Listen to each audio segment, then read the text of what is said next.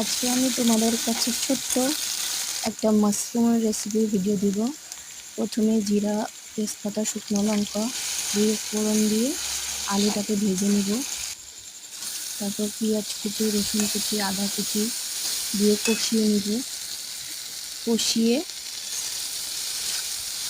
ওখানে একটু লঙ্কা বাটা দিয়ে দিব।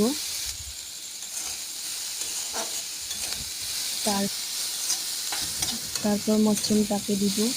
আর এখানে আছে বড় বড় করে পেঁয়াজের টুকরো করে কেটে দিব। তারপর জিরা গুঁড়ো দিব, জল দিয়ে নাড়াচাড়া করে ফুটিয়ে নিব। ফুটিয়ে রেডি আমাদের মাশরুমের তরকারি।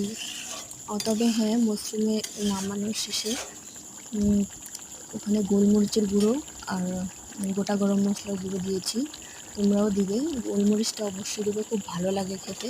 আর মাশরুমটাকে সিদ্ধ করে নেবে আগে।